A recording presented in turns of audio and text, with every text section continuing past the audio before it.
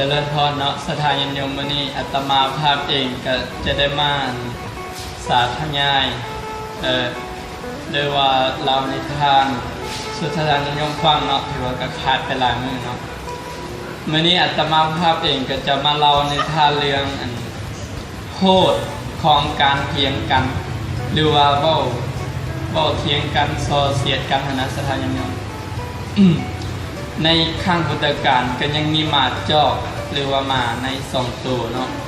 ซึ่งอาศัยอยู่ในป่าไม้และหลังจากนั้นมา2 ตัวแต่ว่าตัวหนึ่งเป็นม้าแม่ม่านเนาะเป็นลูกม้าตัวเมียแต่ว่าพอแต่ละมือนะม้าบุตรเป็นตัวผัวไปหากินมาให้แต่ละมือต้องไปหาหมากไม้ผลไม้เอามาให้กินแต่ว่าอยู่มามือหนึ่งม้าแม่ม่านตัวนั้นนะมันก็เลยคิดอยากจะกินซีนว่าโอ้น้องอยากกินซีนแห้งหรืออะไรผมเอาได้มันนี่มาโตผัวก็เลยว่าโอ้ดีๆมันนะถ้าสมมติน้องอยากกินซีนเนี่ยลูกเนี่ยต้องเป็นผู้ชายแน่นอนเพราะว่ามาตัวผู้มาจิงจอกตัวผู้เพิ่นก็เลยออกไปแล้วก็ไปหาเพิ่นคิดได้นะจ๊ะเพิ่นว่าหายังน้อให้เมียกินเพิ่นว่าหลังจากนั้นมาจอกตัวนั้นมันก็ไปหาปลาไม่ออกแต่ว่าเพอมันลอยน้ำบ่เป็นลงน้ำก็ลอยน้ำบ่เป็นก็เลยว่าไปหาปลานะในวังน้ำมันมีนาค2 ตัวกำลังหากินอยู่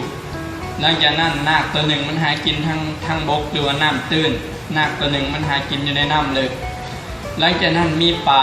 สการตัวหนึ่งตัวใหญ่ก็เลยมาปลาตัวนั้นมานาคตัวที่อยู่ในน้ำมันจับได้ไหมวะจับได้ก็เลยเอาขึ้นมาจับได้แล้วก็เอาขึ้นมาไม่ออกเอาขึ้นมาเลยมันนาคตัวมันใหญ่นะมันเอาขึ้นยากตัวหากินอยู่ในน้ำบกมันก็มาสวยแล้วบัดมาพากันคาบขึ้นไปแล้วโอ้เฮาสิเฮ็ดอันใดบ่หา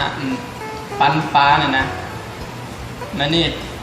บางตัวบ่ได้ทั้งกระโตบางอันไปได้ทั้งหัวทั้งหางมันนี่หลังจากนั้นมาจอบตัวนั้นกับได้กลายมาแม่ตัวที่มันออกไปหากินให้เมียที่มันอยู่ลูกนะมีลูกฮะมันออกมาว่าพอดีมันว่าได้การแล้วบัดนี้นาค2 ตัวนะห้องมาว่ามาจิงจอกจะมาเบิ่งปันปลาให้ซุ้มข่อยแดวสิแหละก็เลยว่าเฮ็ดอะไรเนาะว่ามาจิงจอกตัวนี้คิดดีแล้วได้ว่าเฮาตอนได้ปลานี่ไปให้เมียกินเพิ่นว่าเด้หลังจากนั้นก็เลยว่านาคตัวนั้นเถียงกันไปเถียงกันมาบ่ปันจักเทื่อหลังจากนั้นกับม้านั้นจอกนั้นก็ได้ปันให้มันตัดเอาตัวหางให้ตัวหนึ่งตัดเอาทั้งแต่หัวไปให้ตัวหนึ่งส่วนกระโตผู้ปันเราเอาเราก็คาบไปให้เมียของเราอันมาจิงจอกตัวแม่ไปก็เลยบัดนี้คาบไปให้ตัวก็ได้ซีนมาเป็นตะแซ่บแท้ว่าได้ผู้เมียอันท้องอยู่เนาะมาจิงจอกตัวเมียก็เลยว่าว่ามื้อนี้ลอยน้ำบ่เป็นคือหามาได้อย่างนี้ว่ะมาจิงจอกตัวผัวก็เลยบอกว่าโอ้ยว่าเนี่ยใส่สมองนี่แหละว่าสมองดีก็เลยว่าไปปันปลาให้นาคมันหาปลาได้มันปันกันว่าได้จะเถื่อมันเถียงกันนะครับมานี่หลังจากนั้นนาค2 ตัวนะปลานั่นถึกมาจอกนั้นเอาไปก็เลยพากันมาเว้ากันว่าเฮาในโซกันนี่มันบ่ได้ยังไงเด้อนี่เห็นบ่ว่าแล้วพากันหายกันถ้าฉะนั้นแล้วในหันน่ะมีครุกเทวดามาเห็นไม่ออกครุกเทวดาในต้นไม้เห็นว่าโอ้ว่าการ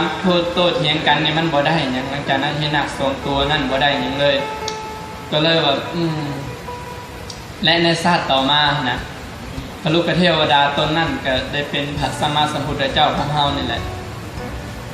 ทัศนะอัตมาภาพ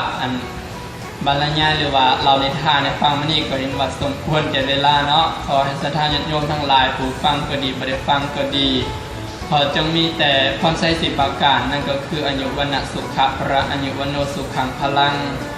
เจริญพร